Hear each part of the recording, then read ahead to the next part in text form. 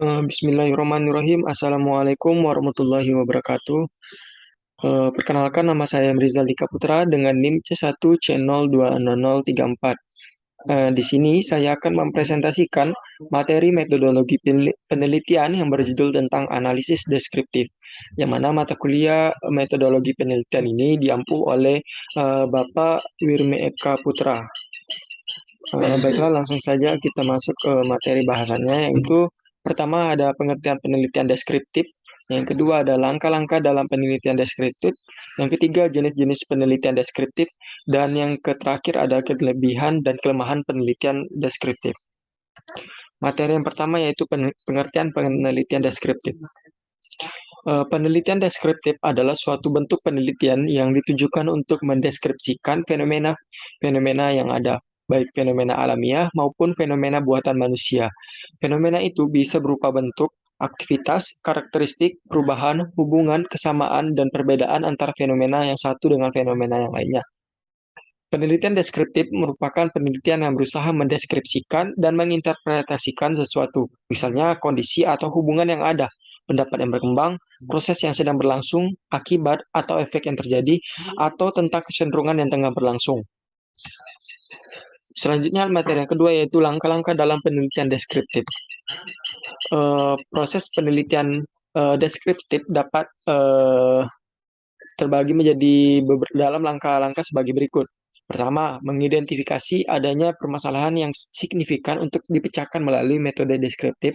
Yang kedua, membatasi dan merumuskan permasalahan secara jelas. Ketiga, menentukan tujuan dan manfaat penelitian. Keempat, melakukan studi pustaka yang berkaitan dengan permasalahan. Kelima, menentukan kerangka berpikir, pertanyaan penelitian, dan atau hipotesis penelitian. Keenam, mendesain metode penelitian yang hendak digunakan, termasuk dalam hal ini menentukan populasi, sampel, teknik sampling, menentukan instrumen pengumpul data, dan menganalisis data. Ketujuh, mengumpulkan, mengorganisasi, dan menganalisis data dengan menggunakan teknik statistika yang relevan. Dan yang terakhir, membuat laporan penelitian. Selanjutnya, jenis-jenis penelitian deskriptif. Menurut Furkan, menjelaskan beberapa jenis penelitian deskriptif, yaitu pertama, studi kasus, yaitu suatu penyelidikan intensif tentang individu dan atau unit sosial yang dilakukan secara mendalam dengan menemukan semua variabel tentang perkembangan individu atau unit sosial yang diteliti. Dalam penelitian ini dimungkinkan ditemukannya hal-hal tak terduga, kemudian dapat digunakan untuk membuat hipotesis. Selanjutnya yang kedua yaitu survei. Studi jenis ini merupakan studi pengumpulan data yang relatif terbatas dari kasus-kasus yang relatif besar jumlahnya. Tujuannya adalah untuk mengumpulkan informasi tentang variabel dan bukan tentang individu berdasarkan ruang lingkupnya. Sensus atau survei, sampel dan subjeknya, hal nyata atau tidak nyata. Sensus dapat dikelompokkan menjadi beberapa kategori, yaitu sensus tentang hal yang nyata, sensus tentang hal-hal yang tidak nyata, survei sampel tentang hal-hal yang nyata, dan survei sampel tentang hal-hal yang tidak nyata. Ketiga, ada studi perkembangan. Studi ini merupakan penelitian yang dilakukan untuk memperoleh informasi yang dapat dipercaya, bagaimana sifat-sifat anak pada berbagai usia, bagaimana perbedaan mereka dalam tingkatan-tingkatan usia itu, serta bagaimana mereka tumbuh dan berkembang. Hal ini biasanya dilakukan dengan metode longitudinal dan metode cross-seksional. Jenis penelitian yang keempat yaitu studi tindak lanjut, yakni studi yang menyelidiki perkembangan subjek setelah diberi perlakuan atau kondisi tertentu atau mengalami kondisi tertentu. Jenis penelitian deskriptif yang kelima yaitu analisis dokumenter. Studi ini sering juga disebut analisis isi, yang juga dapat digunakan untuk menyelidiki variabel sosiologis dan psikologis. Jenis penelitian deskriptif yang keenam yaitu analisis kecenderungan, yakni analisis yang digunakan untuk meramalkan keadaan di masa yang akan datang dengan memperhatikan kecenderungan-kecenderungan yang terjadi. Dan jenis penelitian deskriptif yang terakhir atau yang ketujuh yaitu studi korelasi, yaitu jenis penelitian deskriptif yang bertujuan menetapkan besarnya hubungan antar variabel yang diteliti.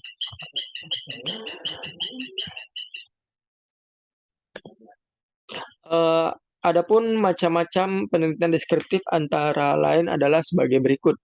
Pertama, penelitian laporan dari atau report research. Dari kaitannya dengan data yang dikumpulkan, maka penelitian deskriptif mempunyai beberapa macam jenis termasuk diantaranya uh, laporan diri dengan menggunakan observasi. Dalam penelitian self-report, informasi dikumpulkan oleh orang tersebut yang juga berfungsi sebagai peneliti. Selanjutnya yaitu studi perkembangan atau developmental study. Perkembangan atau developmental study banyak dilakukan oleh peneliti di bidang pendidikan atau bidang psikologi yang berkaitan dengan tingkah laku. Sasaran penelitian perkembangan pada umumnya menyangkut variabel tingkah laku secara individual maupun dalam kelompok. Dalam penelitian perkembangan tersebut, peneliti tertarik dengan variabel yang diutamakan membedakan antara tingkat umur, pertumbuhan, atau kedewasaan subjek yang diteliti. Jenis yang ketiga yaitu macam yang ketiga yaitu studi kelanjutan atau follow up studi. Studi kelanjutan dilakukan oleh peneliti untuk menentukan status responden setelah beberapa periode waktu tertentu memperoleh perlakuan, misalnya program pendidikan. Studi kelanjutan ini dilakukan untuk melakukan evaluasi internal maupun evaluasi eksternal. Setelah subjek atau responden menerima program di suatu lembaga pendidikan, sebagai contoh badan. Lalu yang terakhir yaitu studi sosiometrik atau sosiometrik studi. Yang dimaksud dengan sosiometrik adalah analisis hubungan antar pribadi dalam suatu kelompok individu melalui analisis pilihan individu atas dasar idola atau penolakan seseorang terhadap orang lain dalam suatu kelompok dapat ditentukan. Selanjutnya ada materi yang selanjutnya yaitu kelebihan dan kelemahan penelitian deskriptif. Kelebihan yang pertama ada metode ini lebih banyak disukai di berbagai bidang penyelidikan. Hasil-hasil penelitian yang diperoleh melalui percobaan di laboratorium tetap menggunakan metode ini untuk mengecek dan membuktikan tingkat rehabilitasnya. Penelitian ini sangat logis dalam menyebarluaskan informasi. Akhirnya, metode deskriptif sangat cocok untuk penelitian yang menyediakan standar ukuran normatif berdasarkan hal-hal yang umum. Kelebihan yang kedua itu relatif mudah dilaksanakan. Dan yang terakhir, tidak membutuhkan kelompok kontrol atau pembanding. Sedangkan kelemahannya yaitu pertama, kesalahan memilih metode. Kesalahan metode yang timbul karena salah menggunakannya. Selanjutnya, penelitian ini memberikan informasi yang terbatas tentang pengaruh variabel-variabel yang diteliti. Karena kita tidak dapat mengisolasi atau menekankan variabel-variabel lain yang konstan, maka kita tidak dapat mengharapkan bukti nyata tentang sebab akibat. Kemudian selanjutnya, motivasi subjek yang tidak konsisten.